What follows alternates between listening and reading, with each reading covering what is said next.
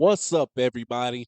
It's your man's KJ the Great, dropping another edition of All Sports Media TV. But first, I want to say, I hope and pray everything is great your way. We about to talk about a fight is being finalized for June 15th. And I'm not talking about anything that got to do with Tank Davis. That's just crazy. But I'm talking about the current IBF junior welterweight champion. That's 140 pounds, Subriel Matias, who is 20 wins, one loss, no draw, with all 20 wins by way of knockout.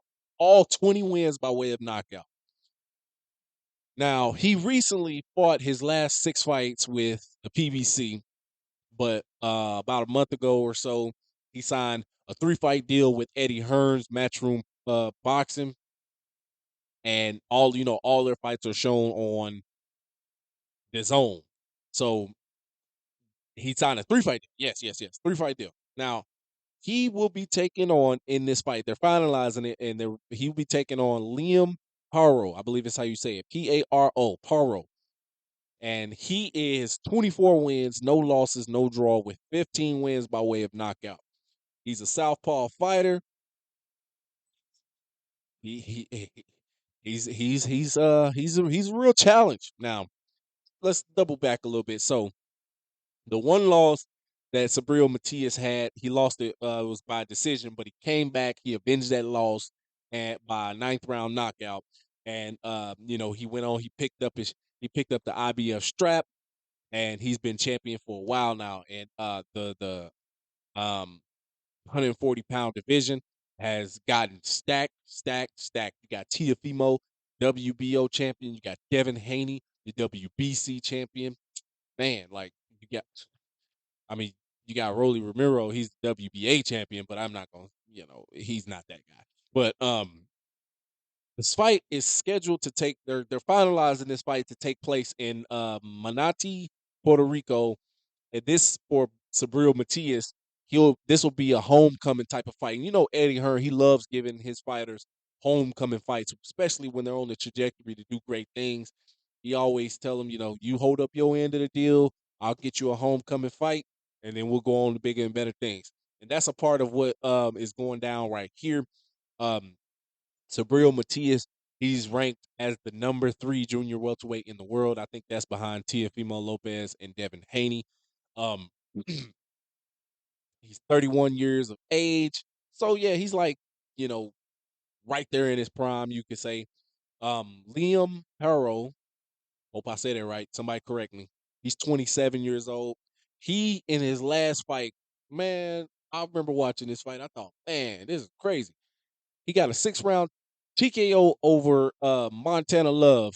Yeah, man, I was put on to Montana Love by, one of the guys around town told me about him. Thought, man, this dude, he kind of cool. He just play around in the ring too much. It don't seem like he be taking some of his fighters serious. He got dropped a couple times, and then he got disqualified for flipping the guy out the ring.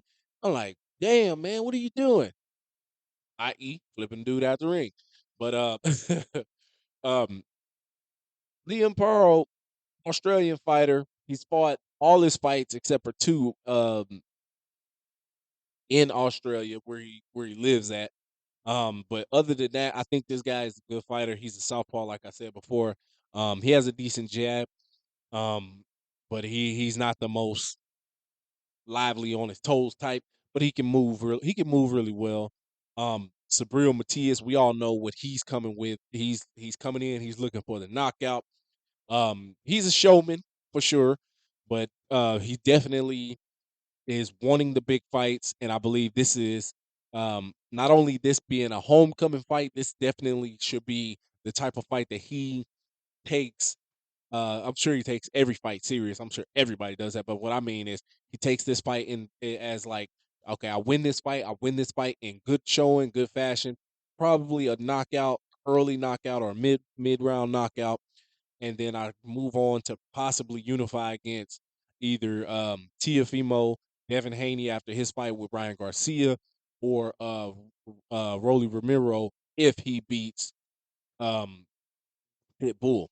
So, what do you guys think about this fight being finalized? Now, before I get out of here, they're trying to get this on June 15th, and I want to know why would they do this on June 15th because Gervonta Tank Davis is fighting Frank the Ghost Martin on June 15th.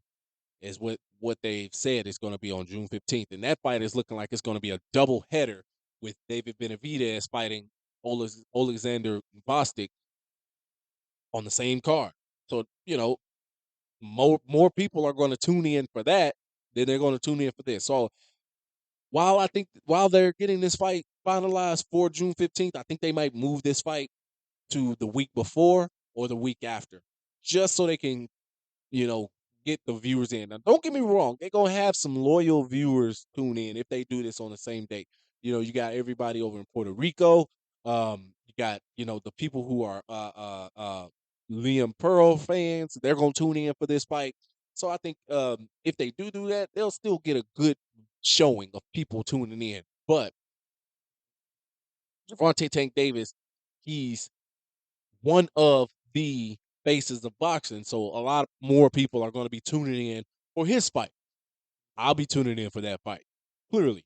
Um, if this fight is on the same day, I'll just have to rewind this fight and play and watch the playback. But let me know what you guys think, man. Should this fight be on the same day as Gervonta Tank Davis's fight on June 15th, or should they move it the week before or the week after? I think personally this fight should probably take place the week before. That way, because it's going to be free on the zone. Everybody be wanting to see something before Tank fight go on. But I think Subriel Matias ultimately can win this fight. Um, I believe he could definitely win this fight. I'm gonna leave it right there. No final predictions other than me just saying that. So let me know what you guys think. Thank y'all for tuning in. Make sure you stay tuned. I got these shirts coming. God and grind. Make sure you keep God first when you grind. Nobody can ever stop your shine. Peace.